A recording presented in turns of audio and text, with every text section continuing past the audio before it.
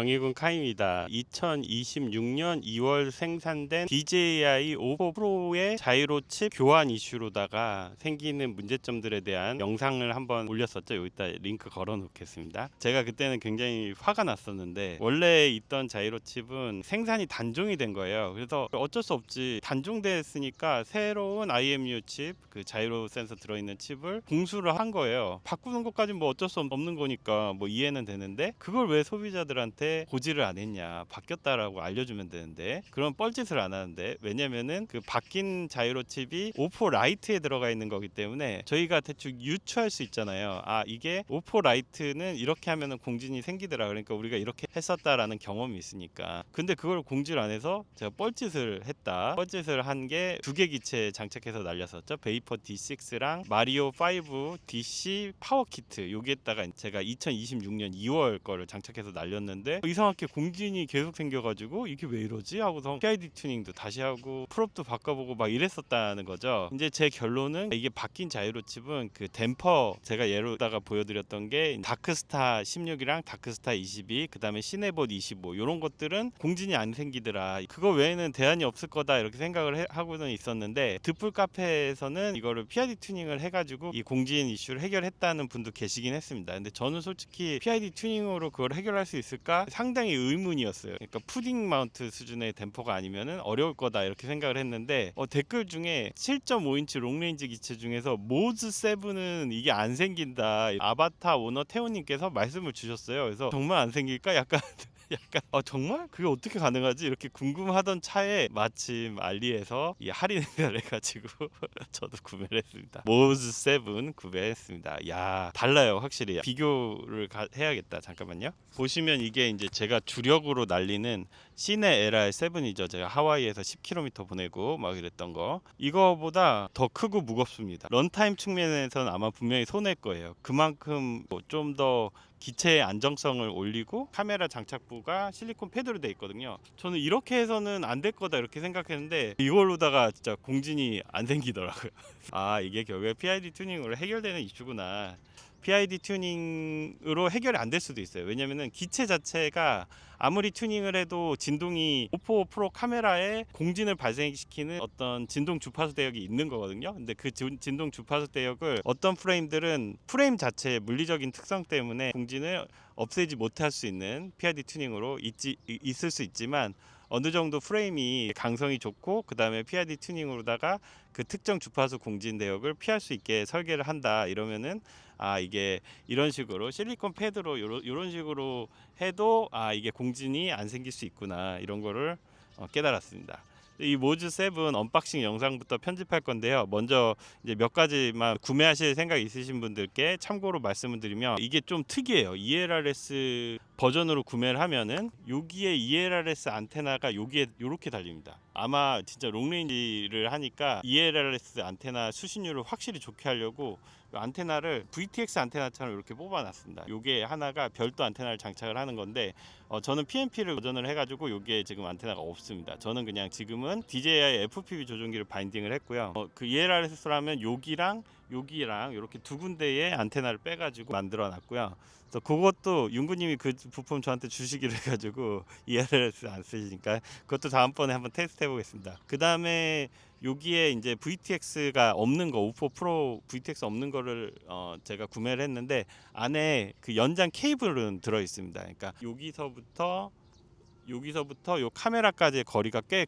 되거든요. 그래서 요 기존의 그냥 오리지널 카메라 케이블로는 연장이 안 되더라고요. 그래서 그걸 케이블 갈아주는 작업을 해야 됩니다. 그 작업하는 거는 제가 한번 예전에 영상 올렸으니까 요거 참고하시면 되고요. 그래서 케이블 갈아주는 작업 필요하다. 그 다음에 요 안테나를, 순정 안테나를 빼고 여기까지 뽑아주는 커넥터, 요거는 있습니다. 요렇게 커넥터는 있는데, 근데 그게 없어요. 여기 안테나를 안 보내주더라고. 안테나가 좀 비싸니까. 그래서 안테나를 지금 안 빠지네. 제가 완전 꽉 끼어가지고 안테나가 요렇게, 요게 핀 있는 거, 그러니까 이 안테나에 핀 있는 거, 그게 용어가 있는데 제가 여기다 써놓겠습니다. 그걸로다가 그 안테나 두 개를 별도로 구매하셔야 된다. 저는 원래 집에 있던 HGLRC의 해머 이 롱레인지 안테나를 장착을 했고요. 그 다음에 GPS도 장착이 PMP인데 장착이 돼서 왔습니다. 그리고 GPS가 이게 큰 거라서 확실히 엄청 잘 잡혀요. 나무 아래서 또 금방 잘 잡히고요.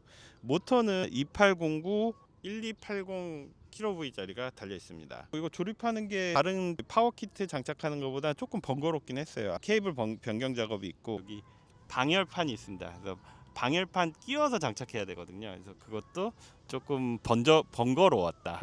근데 이 안에 뜯어서 보면은 진짜 이 안이 얘네가 어떤 진동도 안 생기게 하려고 3D 프린트로 캐패시터 잡아주는 거라든지 막 이런 거 진짜 되게 잘 해놨더라고요. 그리고 또 이 기체 특이한 점이 뭐냐면은 기본적으로 배터리를 요 위에도 장착할 수 있게끔 해놓고 요 아래도 배터리 패드를 껴가지고 이렇게 하고 여기에다가 이제 스트랩을 할 수 있게 해놨어요. 이렇게 하는 게 아마 더 진동 측면에서 좋은가 봐요. 그러면은 언박싱하고 비행하는 영상, 이 영상에 그냥 비행 시간까지 쭉 측정해가지고 한번 이어서 편집해 보도록 하겠습니다. 오랜만에 엄청 큰 박스가 왔습니다. 이게 지금 그 다크스타 22인데 비교해 보시면은 크기가 어마어마하죠. 시내 LR7 박스인데 여러모로 되게 만족스러운 기체긴 한데 지금 비추다. 왜냐면 너무 비싸가지고. 그래서 좀 저렴한 7인치 롱레인지 기체를 한번 소개시켜 드리려고 요거 한번 구매해 봤습니다. 언박싱 해보겠습니다. 갭RC의 롱레인지 기체고요. 2026년 생산된 오포 프로를 장착하고성도 공진이 안 생기더라 이런 말씀을 하셔가지고 여기 요거부터 봐야겠다. 제품은 모즈 7입니다. 모즈 7 WT-FPV PMP 버전으로 샀고요. 왜냐면 저한테 수신기들이 많이 있어서 저는 ELRS 장착할 건데 PMP 버전으로 구매를 했습니다. F743으로 꽤 좋은 FC가 달려 있어요. ESC도 65A짜리 32비트니까 꽤 괜찮은 스펙이 좋습니다. 여기서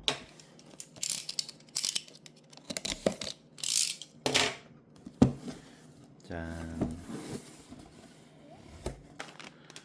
제가 생각했던 거랑 다르네. 모양이 기체부터 한번 보면은 합판이 이렇게 돼 있네. 여기에다가 배터리를 아래쪽에 장착할 수 있습니다. 롱레인지 할 때는 아래쪽에 오히려 나은 것 같거든요. 양력은 이렇게 나오는데 여기에 배터리가 올라가 있는 것보다 아래쪽에서 이렇게 잡아 당겨 주는 게 무게중심 이런 측면에서 더 안정성이 있는 것 같습니다. 큰 배터리 스트랩과 작은 것도 같이 들어 있습니다. 아래쪽에 이제 배터리 장착해야 되니까 아래쪽에 하는 것도 있고, 그 다음에 이렇게 안테나 요거 여기에다 이제 추가 안테나를 달아줘야 되니까 요게 하나 들어있습니다. 두 개 들어있구나. 여기에 배터리 스트랩, 그리고 요거 위에 하는 거 있고요. 그 다음에 요거 두 개 다 들어있네. 요게 VTX용 안테나인 것 같고요. 연장하는 선 들어있고, 오포 프로가 아니라 O3 장착할 때 TPU 마운트 있고요. 이게 오포 장착하는 TPU 마운트 들어있고, 그 다음에 요런 렌치들 들어있고, 나사, 여분의 나사, 그 다음에 바인딩 하는 핀, 그 다음에 여분의 나사, 요거는 이제 기체 여기 카메라 액션캠 달 때 쓰는 들어있고요. 그 다음에 개발시 키, 설명서고, VTX 안테나 말고 여기 안테나가 따로 이게 있어요. 열을 식히기 위한 방열판이 들어있네요. 이걸 해서 장착을 하는 건가 보다. 내용물은 뭐 이 정도인 것 같고요. 요 안에 뭐 밑에 또 보이나? 예, 밑에는 없습니다. 이제 언박싱 이 정도고, 이 프롭은 7.5인치, 7.5에 피치 3.7인치짜리 들어있습니다. 이 정도로 언박싱은 다 된 것 같고요. 모즈 7 정말 공진 없을지 한번 비행해 보겠습니다.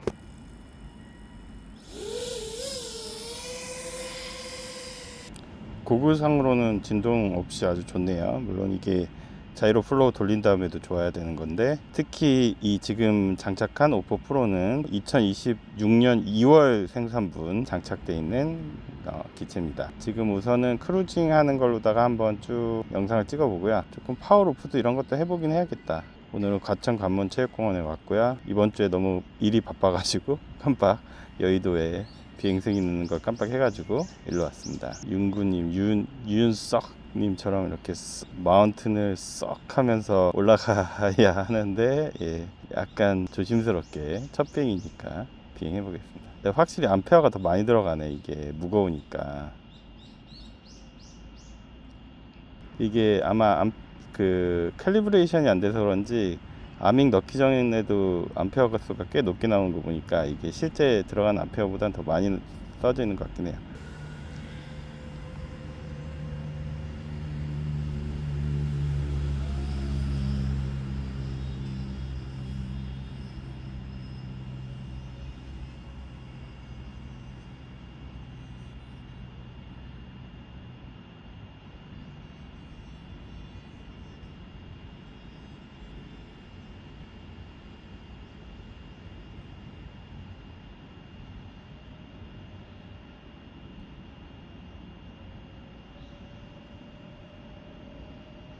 자, 여기서 스프레스 정도 한번 해보겠습니다.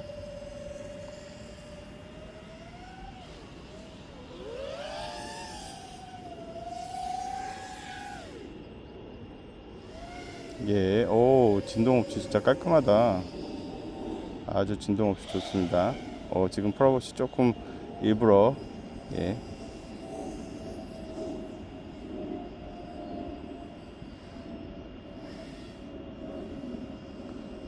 이 정도에도 자이로프로 돌렸을 때 공진이 안 생기나 체크해 보겠습니다. 이 정도면 충분한 것 같죠? 예.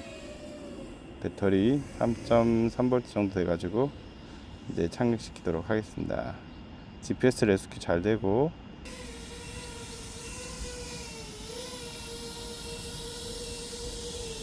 내친 김에 런타임도 한번 체크해 보겠습니다. 이게 확실히 모드 7이 무거워요. 키메라 7보다 시네 LR보다 무거워가지고 아마도 런타임은 짧게 나올 것 같아요. 이 정도로 한번 뺑뺑이 돌려보겠습니다. 65km 나오고 있고요. 바람이 살살 부네요. 하늘에선 바람 좀 세게 부나보다. 기체가 바람의 흔들림이 고글상으로는 보이네요. 아, 롯데타워가 저쪽에 있구나.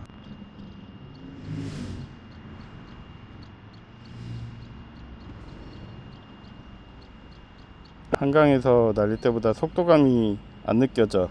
좀 산에서 날리고 신호 이런 것 때문에 좀 고도를 높이 날리니까 되게 천천히 날리는 느낌인데, 지금 그래도 한 시속 7, 80 정도로는, 지금 조금 줄였지만 알람이 기본 한 3.5V 이 정도로 되어 있는 것 같습니다. 로우 배터리 알람이 베타 플라이트에서 고쳤어야 되는데 제가 안 고쳤네요. 이제 3.3V고 이동거리 한 19km 나오는 거 보니까 20km 정도는 무리 없이 보내는데, 얼마 나왔더라? 저기 27km 나왔나? 베이퍼 D6만큼 막 27km 이렇게는 안 되네. 베이퍼 D6가 진짜 연비가 최고네. 오늘도 바람이 없는 날이 아닙니다. 바람이 좀 있어야. 바람이 살살 불고 있습니다. 확실히 이 기체는 무거운 기체라 연비는 좋은 편은 아닌 것 같습니다. 지금 3.13V에서 한 21km, 21.5km 이 정도 비행했네요. 2.95V, 23km 정도는 그래도 비행하네. 잘하면 한 25까지는 안 가겠다. 한 24 정도는 갈 것 같습니다. 예, 2.89V 정도 됐는데 이제 24km 돼서 착륙시키겠습니다. 한 24km 정도는 이동한다. 확실히 연비가 베이퍼 D6보다는 안 좋다. 근데 제가 지금 이미 빌드에서 한번 테스트 비행한 그 기체 있는데요. 그거 대박이에요. 7인치 기체인데 그게 연비 이동거리 똑같은 배터리로 35km 나옵니다. 그것도 한번 다음 영상으로 준비해 보겠습니다. 이거는 지금 3.85V, 83V 정도 돼서 이제 착륙시키겠습니다. 이 총 이동거리는 한 24km 정도 비행했습니다. 착륙시켜서 보겠습니다. 그래서 요거를 테스트를 해봤고 공진 발생하는 상황이 한 번도 없었습니다. 그래서 이 기체 완벽하다 이렇게 했는데, 스로틀 수입이라고 하죠. 이거를 0에서 100 스로틀까지 쫙 올리면서 진동을 전체적으로 한번 보는 거를 해야 되는데, 롱레인지로 비행만 했는데 한번 제대로다가 빡세게 스로틀 수입을 해보니까 진동이 생기더라고요. 모즈 7 GPS가 지금 21개 잘 잡혀 있습니다. 금방 잡히네. 나무 아래인데도. 오, 벌써 물놀이 준비가 다 됐구나. 야, 이제 한강 수영장 개장했습니다. 오, 좋다. 자, 스프릿 S부터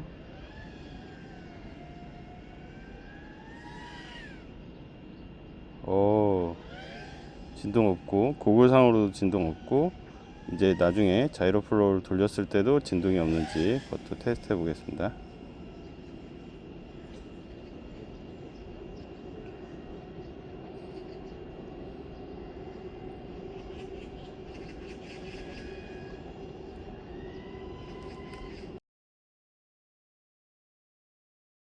전 스로틀 구간을 다 한번 올려봤습니다.